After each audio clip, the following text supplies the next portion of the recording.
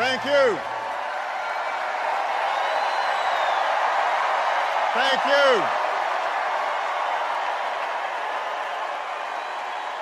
Thank you. Thank you so much. Thank you.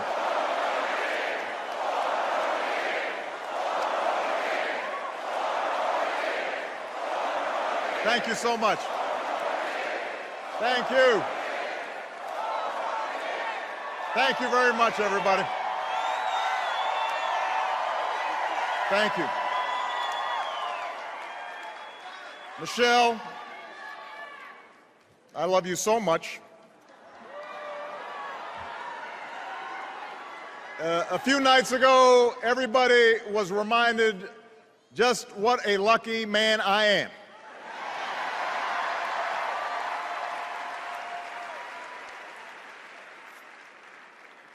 Malia and Sasha, we are so proud of you.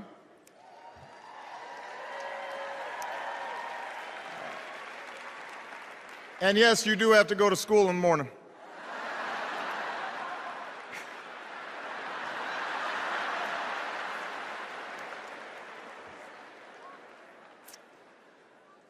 And Joe Biden, thank you for being the very best vice president I could have ever hoped for, and being a strong and loyal friend.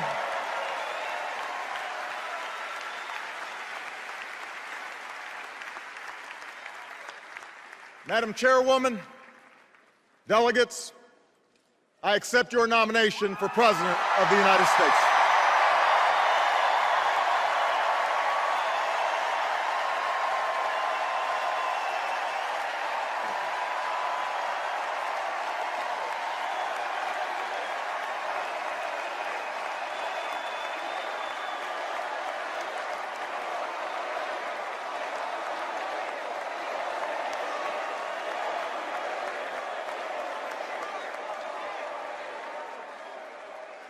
Now, the first time I addressed this convention in 2004, I was a younger man, a Senate candidate from Illinois who spoke about hope. Not blind optimism, not wishful thinking, but hope in the face of difficulty, hope in the face of uncertainty. That dogged faith in the future which has pushed this nation forward even when the odds are great, even when the road is long. 8 years later, that hope has been tested by the cost of war, by one of the worst economic crises in history, and by political gridlock that's left us wondering whether it's still even possible to tackle the challenges of our time. I know campaigns can seem small, even silly sometimes. Trivial things become big distractions. Serious issues become sound bites. The truth gets buried under an avalanche of money and advertising. I mean, if you're sick of hearing me approve this message, believe me, so am I.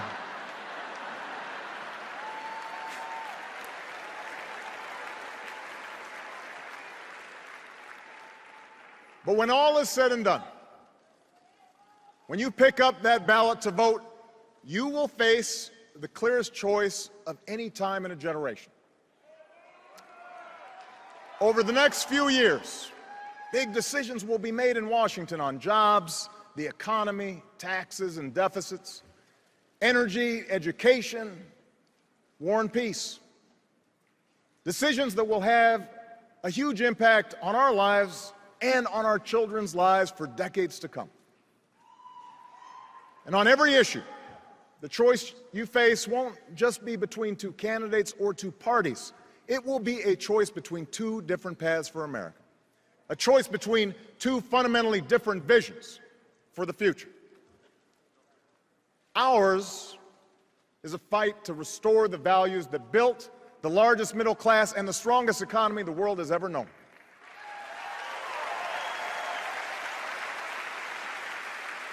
The values my grandfather defended as a soldier in Patton's army.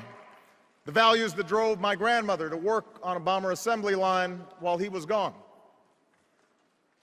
They knew they were part of something larger, a nation that triumphed over fascism and depression, a nation where the most innovative businesses turned out the world's best products, and everyone shared in that pride and success, from the corner office to the factory floor.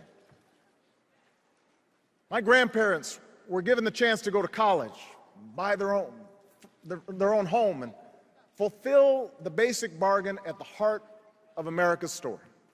The promise that hard work will pay off, that responsibility will be rewarded, that everyone gets a fair shot, and everyone does their fair share, and everyone plays by the same rules, from Main Street to Wall Street to Washington, D.C.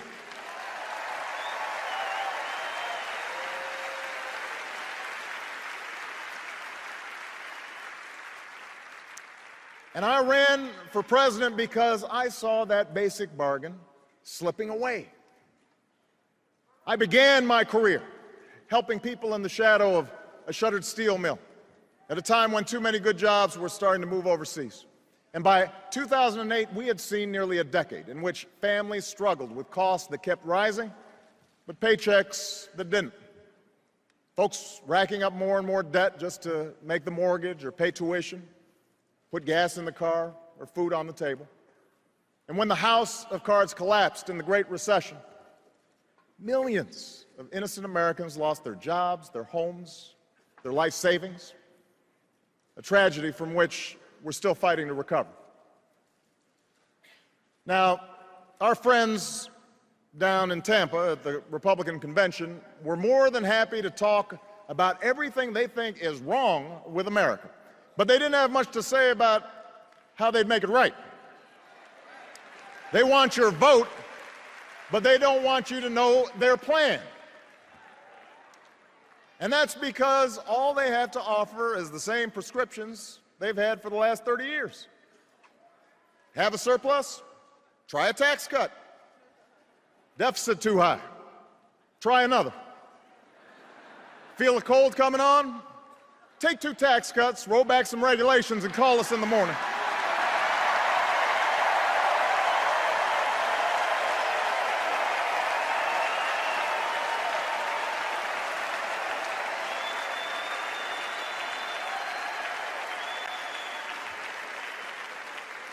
Now, I've cut taxes for those who need it. Middle-class families, small businesses. But I don't believe that another round of tax breaks for millionaires will bring good jobs to our shores or pay down our deficit. I don't believe that firing teachers or kicking students off financial aid will grow the economy or help us compete with the scientists and engineers coming out of China. After all we've been through, I don't believe that rolling back regulations on Wall Street will help the small businesswoman expand or the laid-off construction worker keep his home. We have been there, we've tried that, and we're not going back. We are moving forward, America.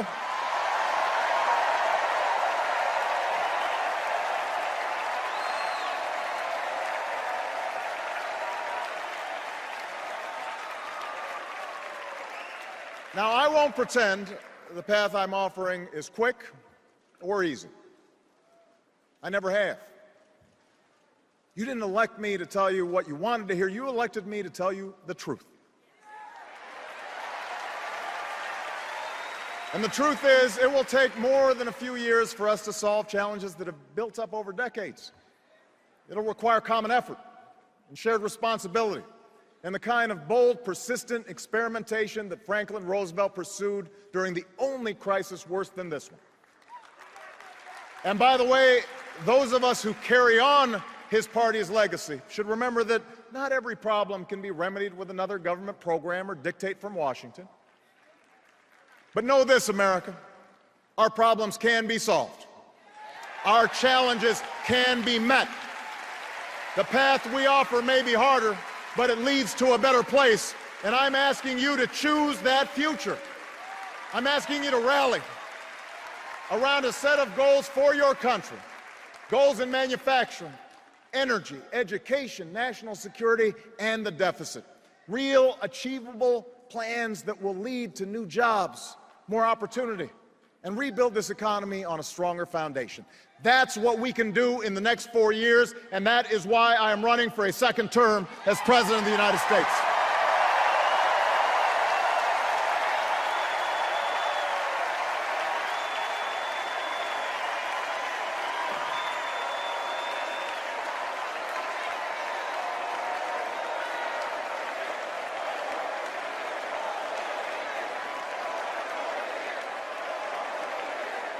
We can choose a future where we export more products and outsource fewer jobs. After a decade that was defined by what we bought and borrowed, we're getting back to basics and doing what America's always done best. We are making things again. I've met workers in Detroit and Toledo who feared they'd never build another American car. And today they can't build them fast enough because we reinvented a dying auto industry that's back on the top of the world. I've worked with business leaders who are bringing jobs back to America, not because our workers make less pay, but because we make better products, because we work harder and smarter than anyone else. I've signed trade agreements that are helping our companies sell more goods to millions of new customers, goods that are stamped with 3 proud words, made in America.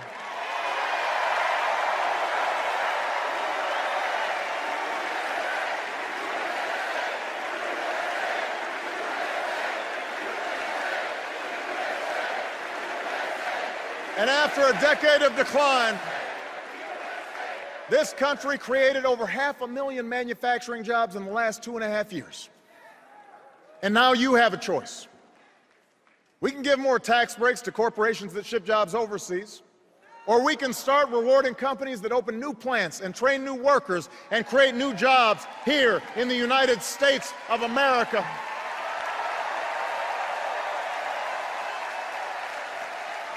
We can help big factories and small businesses double their exports.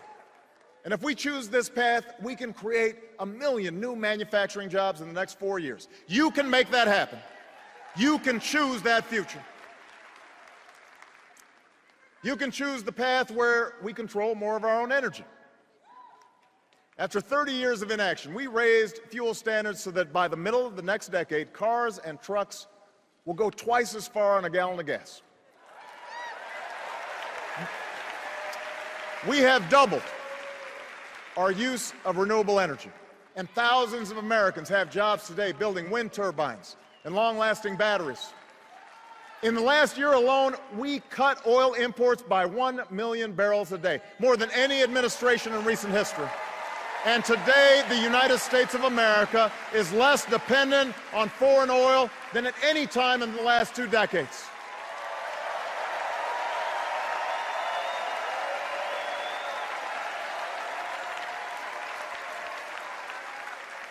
So now you have a choice between a strategy that reverses this progress or one that builds on it.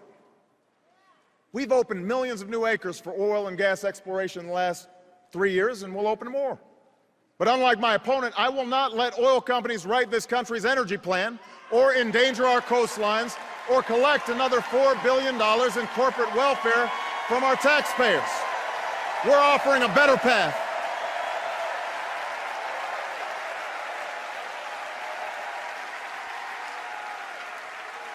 We're offering a better path, a future where we keep investing in wind and solar and clean coal, where farmers and scientists harness new biofuels to power our cars and trucks, where construction workers build homes and factories that waste less energy, where we develop a 100-year supply of natural gas that's right beneath our feet.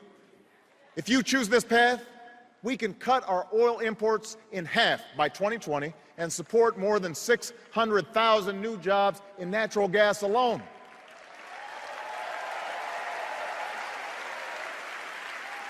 And yes, my plan will continue to reduce the carbon pollution that is heating our planet, because climate change is not a hoax. More droughts and floods and wildfires are not a joke.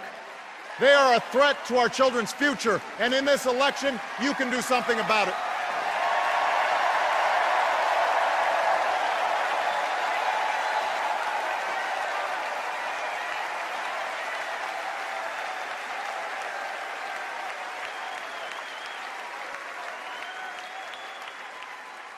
You can choose a future where more Americans have the chance to gain the skills they need to compete, no matter how old they are or how much money they have. Education was the gateway to opportunity for me. It was the gateway for Michelle. It was the gateway for most of you. And now, more than ever, it is the gateway to a middle-class life. For the first time in a generation, nearly every state has answered our call to raise their standards for teaching and learning. Some of the worst schools in the country have made real gains in math and reading. Millions of students are paying less for college today because we finally took on a system that wasted billions of taxpayer dollars on banks and lenders. And now you have a choice. We can gut education, or we can decide that in the United States of America, no child should have her dreams deferred because of a crowded classroom or a crumbling school. No family should have to set aside a college acceptance letter because they don't have the money. No company should have to look for workers overseas because they couldn't find any with the right skills here at home. That's not our future. That is not our future.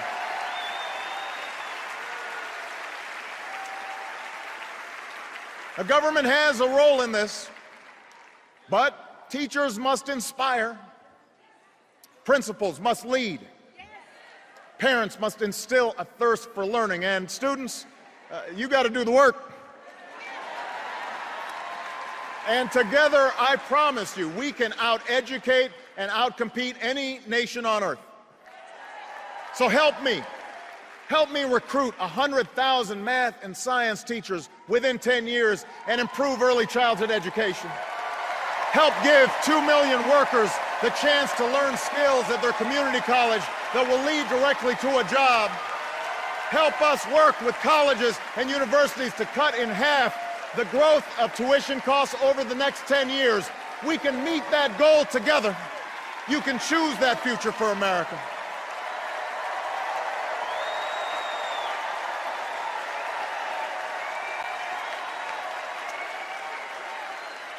That's our future. You know, in a world of new threats and new challenges, you can choose leadership that has been tested and proven. 4 years ago, I promised to end the war in Iraq. We did. I promised to refocus on the terrorists who actually attacked us on 9/11, and we have. We've blunted the Taliban's momentum in Afghanistan, and in 2014, our longest war will be over. A new tower rises above the New York skyline. Al-Qaeda is on the path to defeat, and Osama bin Laden is dead.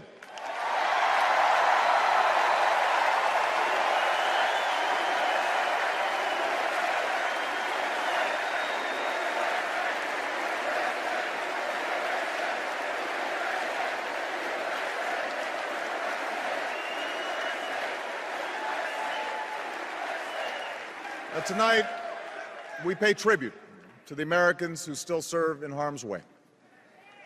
We are forever in debt to a generation whose sacrifice has made this country safer and more respected.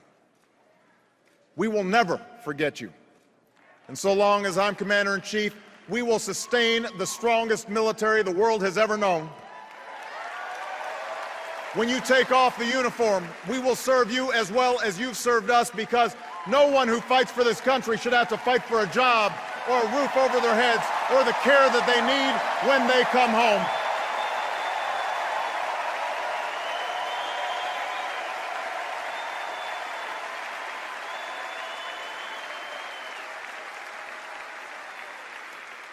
Around the world, we've strengthened old alliances and forged new coalitions to stop the spread of nuclear weapons. We've reasserted our power across the Pacific and stood up to China on behalf of our workers. From Burma to Libya to South Sudan, we have advanced the rights and dignity of all human beings, men and women, Christians and Muslims and Jews. But for all the progress that we've made, challenges remain. Terrorist plots must be disrupted. Europe's crisis must be contained. Our commitment to Israel's security must not waver. and neither must our pursuit of peace. The Iranian government must face a world that stays united against its nuclear ambitions. The historic change sweeping across the Arab world must be defined not by the iron fist of a dictator or the hate of extremists, but by the hopes and aspirations of ordinary people who are reaching for the same rights that we celebrate here today. So now we have a choice. My opponent and his running mate are new to foreign policy. But from all that we've seen and heard, they want to take us back to an era of blustering and blundering that cost America so dearly. After all, you don't call Russia our #1 enemy, not Al-Qaeda, Russia, unless you're still stuck in a Cold War mind warp.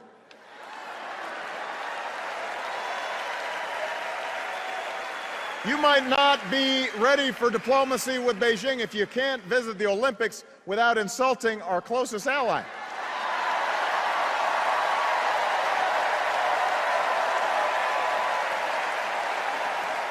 My opponent said that it was tragic to end the war in Iraq, and he won't tell us how he'll end the war in Afghanistan. Well, I have, and I will. And while my opponent would spend more money on military hardware that our Joint Chiefs don't even want, I will use the money we're no longer spending on war to pay down our debt and put more people back to work, rebuilding roads and bridges and schools and runways, because after 2 wars that have cost us thousands of lives and over $1 trillion, it's time to do some nation building right here at home.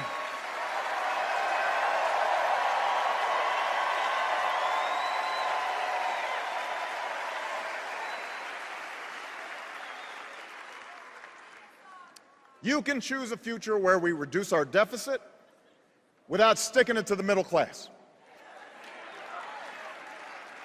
Independent experts say that my plan would cut our deficit by $4 trillion. And last summer, I worked with Republicans in Congress to cut $1 billion in spending, because those of us who believe government can be a force for good should work harder than anyone to reform it so that it's leaner and more efficient and more responsive to the American people.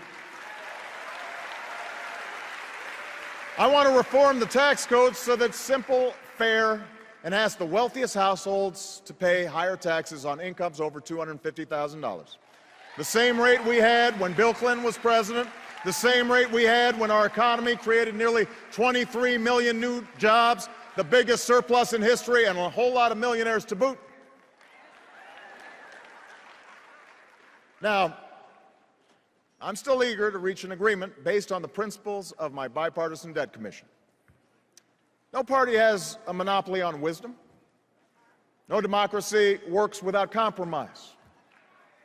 I want to get this done, and we can get it done.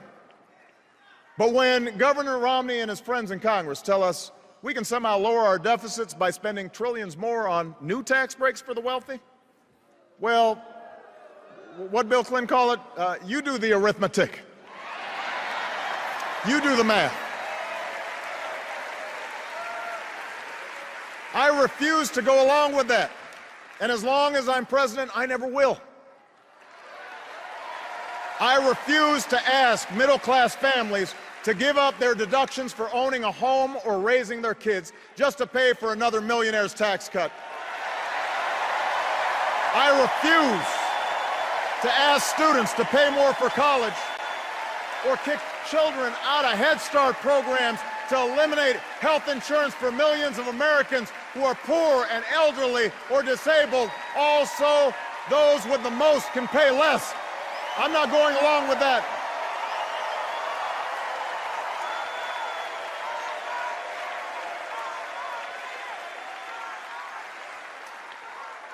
And I will never turn Medicare into a voucher.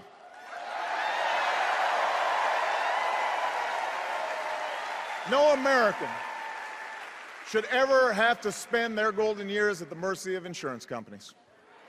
They should retire with the care and the dignity that they have earned. Yes, we will reform and strengthen Medicare for the long haul, but we'll do it by reducing the cost of health care, not by asking seniors to pay thousands of dollars more. And we will keep the promise of Social Security by taking the responsible steps to strengthen it, not by turning it over to Wall Street.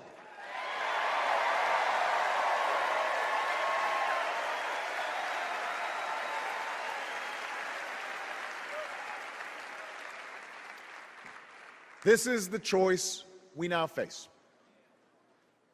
This is what the election comes down to. Over and over, we've been told by our opponents that bigger tax cuts and fewer regulations are the only way. That since government can't do everything, it should do almost nothing. If you can't afford health insurance, hope that you don't get sick. If a company releases toxic pollution into the air your children breathe, well, that's the price of progress. If you can't afford to start a business or go to college, take my opponent's advice and borrow money from your parents.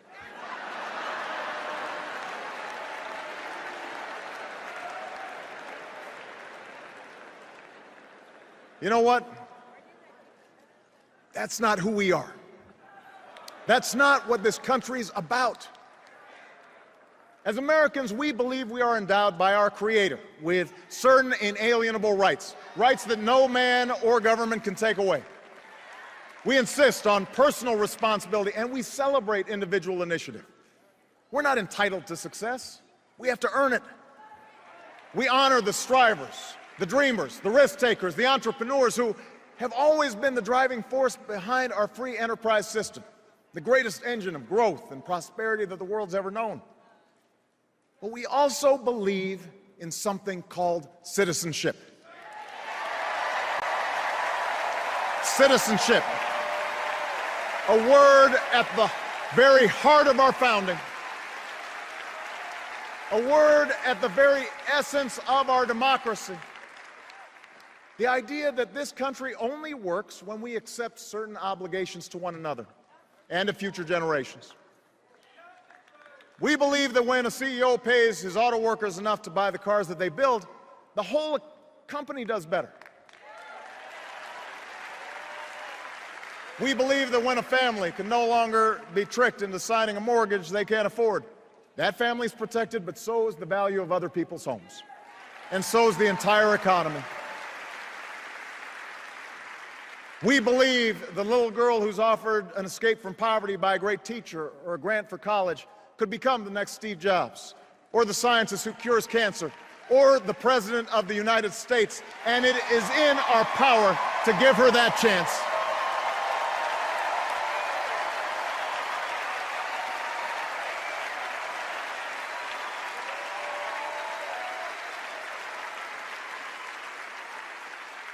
We know that churches and charities can often make more of a difference than a poverty program alone.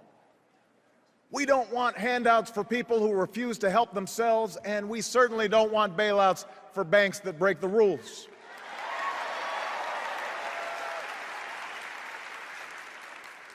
We don't think that government can solve all of our problems, but we don't think that the government is the source of all of our problems, any more than our welfare recipients, or corporations, or unions, or immigrants, or gays, or any other group we're told to blame for our troubles.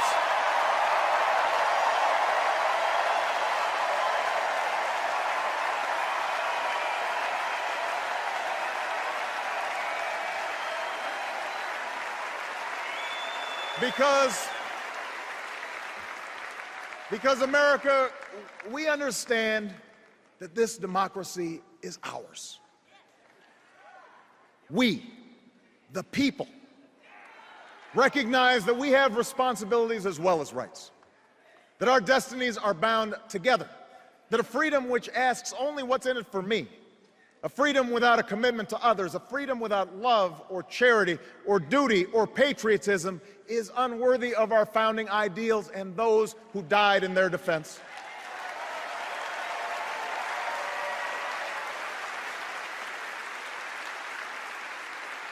As citizens, We understand that America is not about what can be done for us.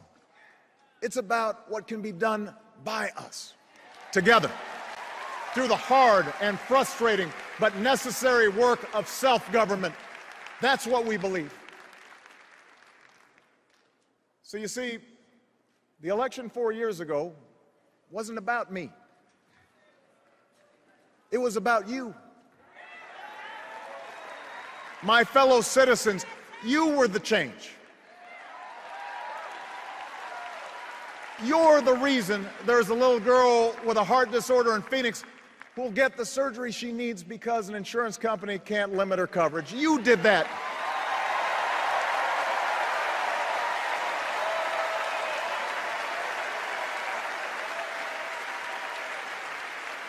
You're the reason a young man in Colorado who never thought he'd be able to afford his dream of earning a medical degree is about to get that chance. You made that possible.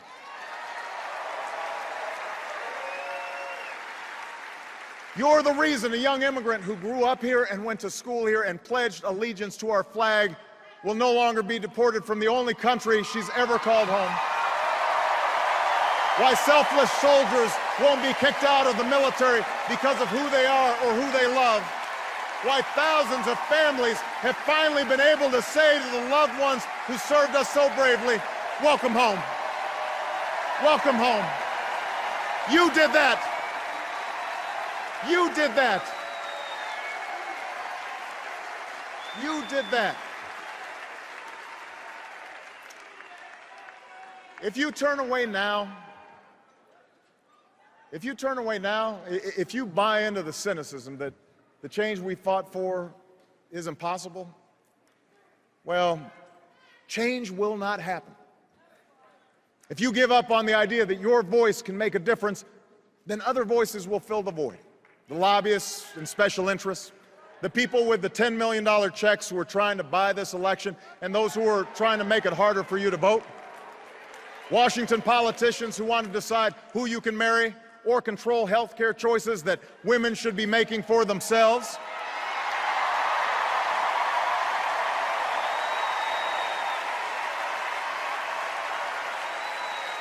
Only you can make sure that doesn't happen. Only you have the power to move us forward.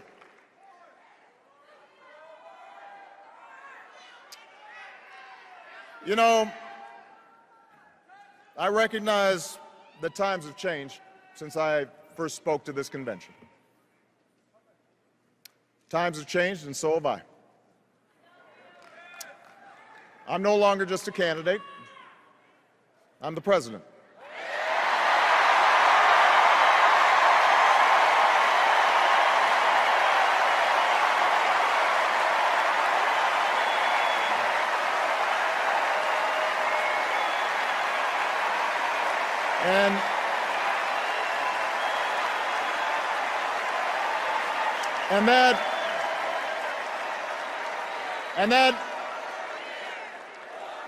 And that means I know what it means to send young Americans into battle. For I've held in my arms the mothers and fathers of those who didn't return. I've shared the pain of families who've lost their homes and the frustration of workers who've lost their jobs. If the critics are right that I've made all my decisions based on polls, then I must not be very good at reading them.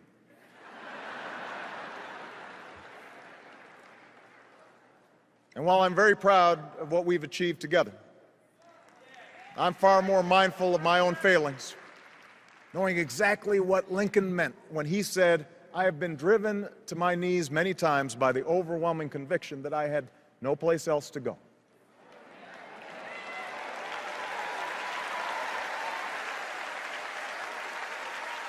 But as I stand here tonight, I have never been more hopeful about America.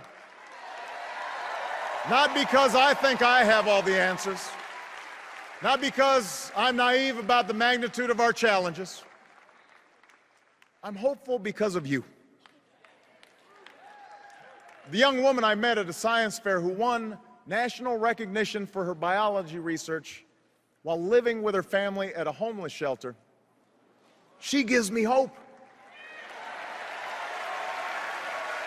The auto worker who won the lottery after his plant almost closed but kept coming to work every day and bought flags for his whole town and one of the cars that he built to surprise his wife. He gives me hope.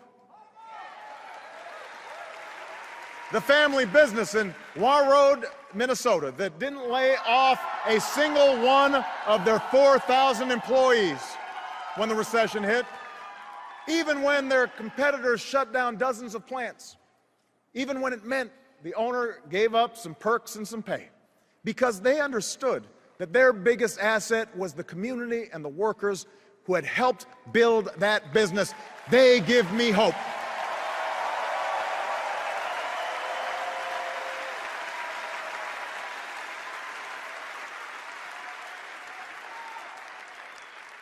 I think about the young sailor I met at Walter Reed Hospital, still recovering from a grenade attack that would cause him to have his leg amputated above the knee.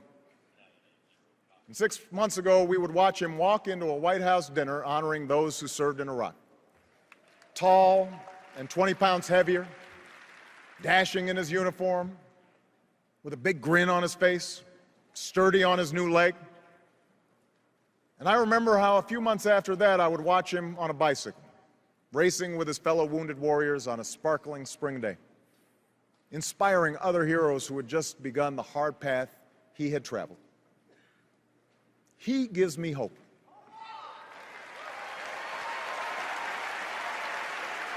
He gives me hope.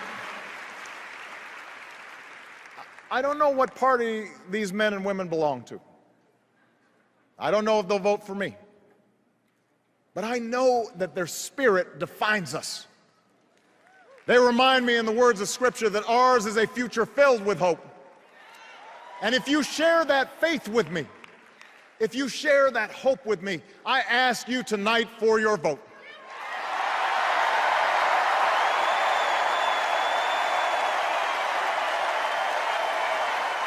If you reject the notion that this nation's promise is reserved for the few, your voice must be heard in this election. If you reject the notion that our government is forever beholden to the highest bidder, you need to stand up in this election. If you believe that new plants and factories can dot our landscape, that new energy can power our future, that new schools can provide ladders of opportunity to this nation of dreamers, if you believe in a country where everyone gets a fair shot and everyone does their fair share and everyone plays by the same rules, then I need you to vote this November.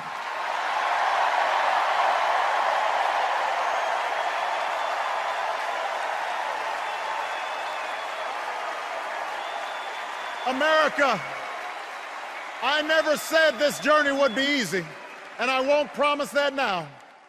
Yes, our path is harder, but it leads to a better place. Yes, our road is longer, but we travel it together. We don't turn back. We leave no one behind. We pull each other up. We draw strength from our victories, and we learn from our mistakes, but we keep our eyes fixed on that distant horizon, knowing that Providence is with us and that we are surely blessed to be citizens of the greatest nation on earth. Thank you. God bless you. And God bless these United States.